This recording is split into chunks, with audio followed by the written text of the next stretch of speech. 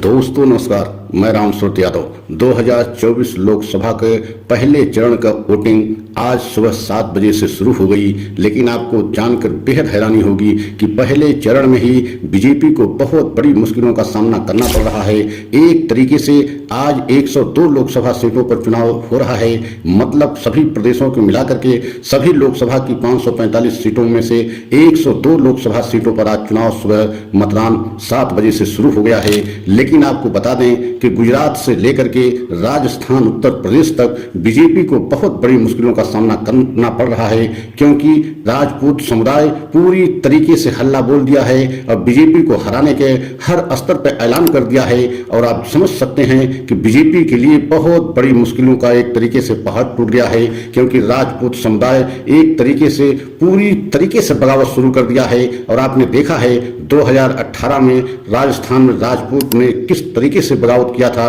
और बीजेपी सत्ता से बाहर हो गई थी। और आज लोकसभा के चुनाव में भी यही देखा जा रहा है, मतलब राजपूत परिवार और त्यागी परिवार पूरी तरीके से जो है बीजेपी का एक तरीके से विरोध किया है और पूरे देश में ऐलान किया है कि राजपूत समुदाय एक भी वोट जो है बीजेपी को न दे।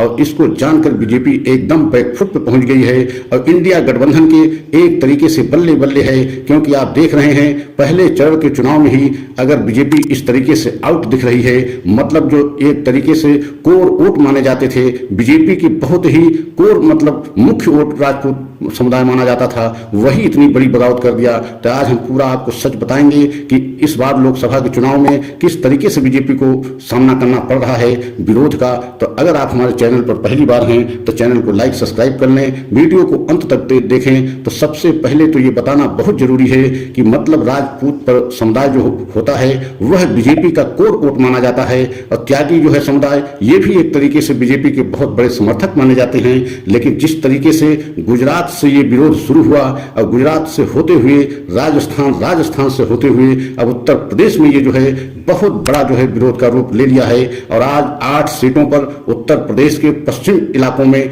मतलब पश्चिमी क्षेत्रों में 8 सीटों पर जो है मतदान हो रहा है, जहां पर राजपूत समुदाय का बहुत बड़ा प्रभाव माना जाता है और त्यागी समुदाय का भी बहुत बड़ा प्रभाव माना जाता है। ऐसे में इतना बड़ा झटका जो है बीजेपी को मिला है राजपूत जो है समुदाय से कि डैमेज कंट्रोल करने के लिए मुख्यमंत्री स्वयं योगी आदित्यनाथ कई बार जो है पश्चिमी का दौरा कर चुके हैं, पश्चिम उत्तर प्रदेश का। केंद्रीय मंत्री राजनाथ सिंह आकर के कई जो है सभाएं किए, लेकिन जो है सफल नहीं रहे और राजपूत समुदाय बिल्कुल मानने के लिए तैयार नहीं है। और पहले चरण की ही वोटिंग में इस तरीके से पूरे देश में जो संदेश गया है बीजेपी के खिलाफ गया है, और खासकर महंगाई, बेरोजगारी को लेकर के, भ्रष्टाचार को लेकर के जिस तरीके से बीजेपी इस समय बैकफुट पे आ गई है, उससे बीजेपी को बहुत बड़ा नुकसान 2024 लोकसभा में होने जा रहा है। क्योंकि अभी आपने देखा है किस तरीके से इलेक्टोरल बॉन्ड को लेकर के पूरे देश में, देश के सामने जो एक तरीके से इलेक्टोरल बॉन्ड का डाटा जब पूरे देश के सामने आया, तभी से बीजेपी की लिए मुश्किलें बढ़ गई हैं। लाख कोशिश करने के बाद भी बीजेपी डैमेज कंट्रोल नहीं कर पा रही है। अब एक तरीके से बीजेपी सरकार पर, मोदी सरकार पर जो है चुनावी चंदा इलेक्टोरल बॉन्ड के माध्यम से एक भ्रष्टाचार का लेवल भी लग गया है। क्योंकि आपने देखा है किसी भी कीमत पे न ही सरकार चाह रही थी और न ही एसबीआई चाह रही थी कि जो है चुनावी चंदा का पूरा डाटा पूरे देश के सामने आए,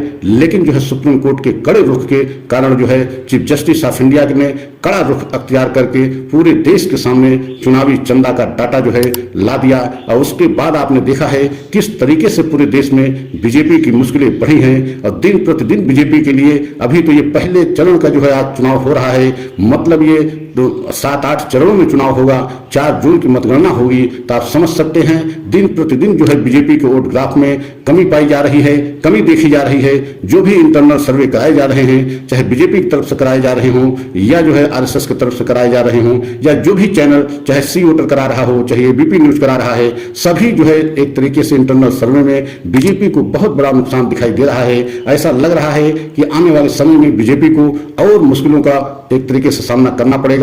और राहुल गांधी तो यहां तक कह दिए कि बीजेपी 150 सीट भी नहीं इस बार पाएगी। अब आप कल्पना कीजिए कि राहुल गांधी कितने बड़े नेता इंडिया गठबंधन के हैं, भारत जोड़ो यात्रा के माध्यम से पूरे देश की जनता को महंगाई, बेरोजगारी और भ्रष्टाचार के विषय में बताया।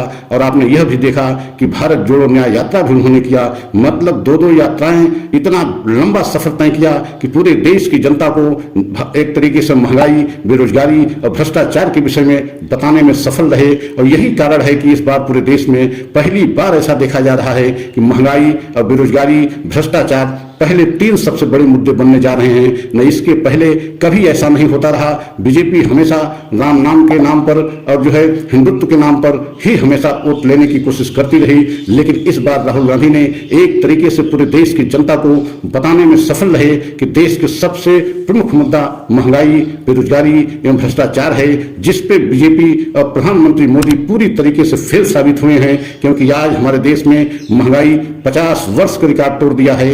और आपने बेरोजगारी को देखा है कि 50 वर्ष पहले इतनी बेरोजगारी हुआ करती थी। और भ्रष्टाचार के मामले में भी जो सर्वे इंटरनल हुए हैं, बीजेपी मतलब मोदी सरकार में भ्रष्टाचार बढ़ा है, जबकि प्रधानमंत्री मोदी जी यही ऐलान करके 2014 में आए थे कि हम देश से भ्रष्टाचार पूरी तरीके से समाप्त कर देंगे। लेकिन भ्रष्टाचार समाप्त करने के बजाय मोदी सरकार में भ्रष्टाचार बढ़ गया। तो आप समझ सकते हैं कि आने वाले समय में बीजेपी को और मुश्किलों का सामना करना पड़ेगा। अगर हमारा वीडियो अच्छा लगा हो तो लाइक, सब्सक्राइब करें, कमेंट के द्वारा अपनी राय दें। अगला वीडियो पुनः लेकर के आएंगे। जय हिंद, जय भारत।